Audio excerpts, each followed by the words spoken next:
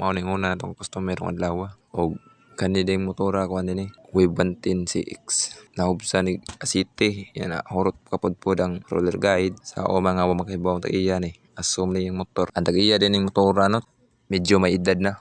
Nangutaan ako niya nga kanus asya lasan change oil. Yung siya baguhay pa lang. Ya, after 3 months na di ay. Mao ni ang resulta. Assume ang motor di hubas yun. Kung mahubsa nga ni nagbalik ni motora ni, change oil na yun eh.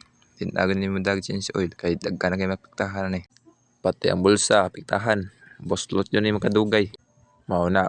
Kailangan ato yung check upon itong motor. Naman ay oil gauge dira. Maabot yan yung 1 month itong motor. Ato na check upon. Kung makuha nga na, change oil ta. Kung na pa, pwede ra. Kung tinaw pa. Ang importante, ang mahalaga. Basta ma-okay lang ang motor. Alright. Ug daghan kayong salamat ang tagiya sa motor. Kay dako kayo yung pagsalig diri nato. Og diri na itaman ato ang video kay nabisi na ta pag human ani. Pag may gawa, may biyaya.